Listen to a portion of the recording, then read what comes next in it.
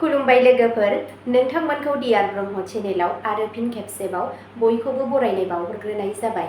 आं दिनै नोंथांमोननि सिगाङाव आरोबाव माखासे सानसेनि गोदान खौरां लानानै फैबावलायबाय।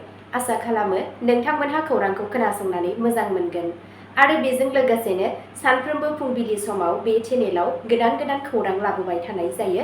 बेनिखायनो नोंथांमोनहा सानफ्रोमबो बे चेनेलनि गेजेरजों खौरां नायनो गोसोब्ला चेनेलखौ साबस्क्राइब खालामनानै लादो आरो भिडिअखौ मोजां मोनोब्ला अन्नानै लाइक, शेयार आरो कमेन्ट खालामनानै होनो दाबाव। दिनैनि गाहाय रादाबफोराव दङ। इउपिपिएलआ आसाम बिसायख'थिनि थाखाय थामथि बिजाथिनि फारिलाइ फोसावबाय। बिजेपि दोलोआ बिजाथिनि फारिलाइ फोसावदों। हिमन्त बिश्व शर्माया जालुकबारिनिफ्राय बादायगोन। सोनाब बेंगलाव बिसायख'थि नायबिजिरनायाव लाख रांनि नोगोद रां जब्द। कंग्रेसआ आसाम बिसायख'थिनि थाखाय सा 22 बिजाथिफोरनि थामथि फारिलाइ फोसावबाय। दिल्लीयाव सन्देह गोनां हानजा दावहायाव सासे सुबुंनि जिउ खहा, 10 बोसोर बैसोनि उन्दै गथ'खौ गुलि गावग्लुंदों। आहमेदाबादआव नंखाय रां जाख्ल'नायनि रेकेटखौ हमनो हायो, 2 कौटि रां जब्द। दानिया फैदो आबुं रादाबाव। गिबि खौराङावनो दङ। इउपिपिएलआ आसाम बिसायख'थिनि थाखाय थामथि बिजाथिनि फारिलाइ फोसावबाय। 19 मार्चखालि इउनाइटेड पिपल्स पार्टी लिबारेल इउपिपिएलआ बिटिआरआव गावनि मावखान्थिखौ गोख्रों खालामनानै फैबाय थानाय आसाम बिधान सभा बिसायख'थिनि थाखाय बिजाथिफोरनि थामथि फारिलाइखौ फोसावबाय। मिरु मावफुं आफाद आरो क'र कमिटिनि सुबुरुन होनायनि उनाव दोलोनि आफादगिरि प्रमद बर'आ बे फारिलाइखौ गनायथि होयो। मावख'आरि फोसावथायखौ क'क्राझाराव थानाय दोलोनि गाहाय मावख'निफ्राय फोसावनाय जादों। 9 एप्रिल 2026 नि बिसायख'थिनि सिगां मोनबा बियाबनि थाखाय बिजाथिफोरनि मुं थिसननाय जादों।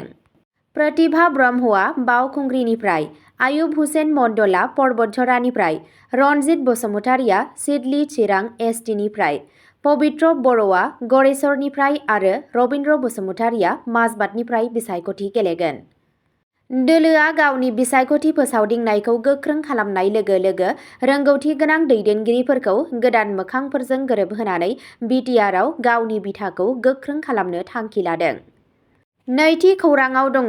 बिजेपि दोलोआ बिजाथिनि फारिलाइ फोसावदों। हिमन्त बिश्व शर्माया जालुकबारिनिफ्राय बादायगोन।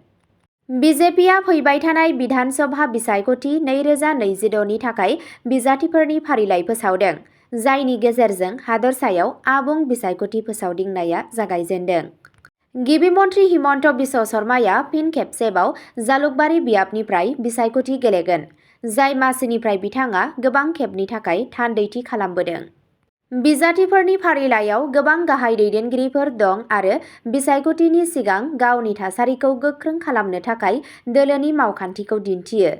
बिजेपि दोलोआ गोख्रों दिन्थिफुंनायनि थांखि लादों मानोना गासै 126 मासिफोरनि थाखाय भट होनाया फैगौ 9 एप्रिल 2026 आव जागोन। थामथि खौराङाव दङ। सोनाब बेंगलाव बिसायख'थि नायबिजिरनायाव लाख रांनि नोगोद रां जब्द।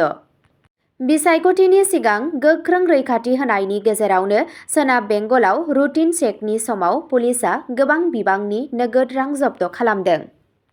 खौरां मोन्नाय बादिब्ला बे जब्द खालामनाय जाथाया आलिपुरदुवार जिल्लायाव जादों, जेराव बिबानगिरिफोरा गंसे गारिखौ होबथायो आरो 2.75 लाख रांसो नोगोद रां बोखांनो हायो।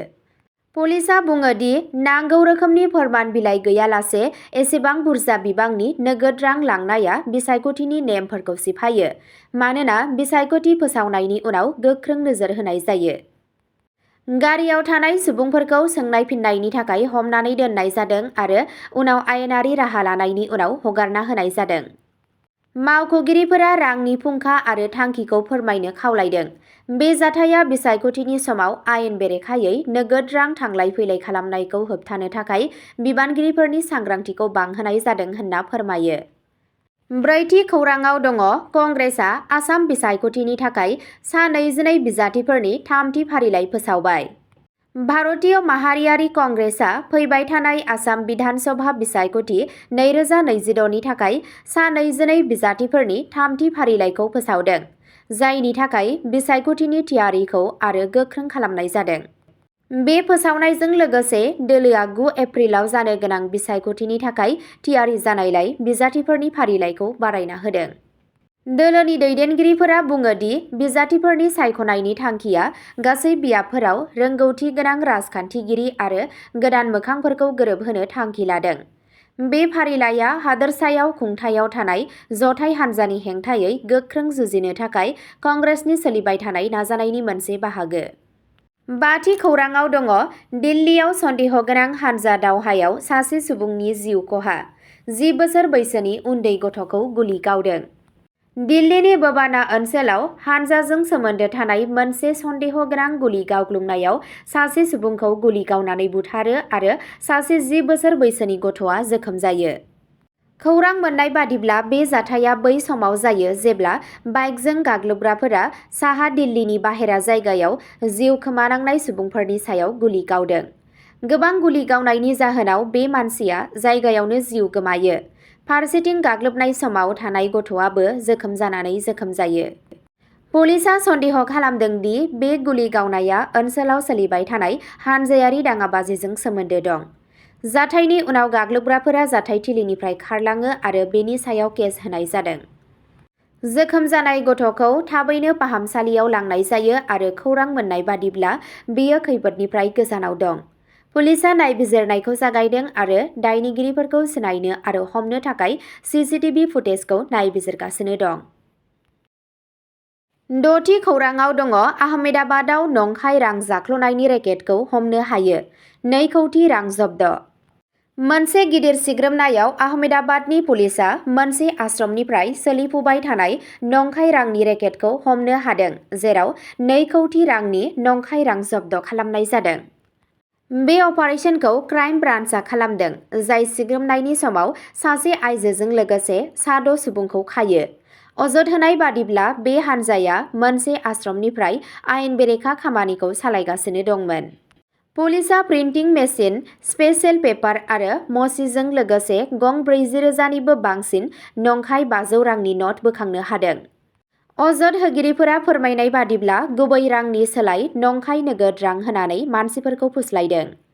मावख'आरिफोरा फोरमायनाय बादिब्ला बे रेकेटजों सोमोन्दो थानाय गुबुन सोद्रोमाफोरखौ सिनायथिनो थाखाय आरोबाव नायबिजिरनाया सोलिगासिनो दं। अब्ला दिनैनि भिडिअ'आ एसेनोसै, गोजोन्थों।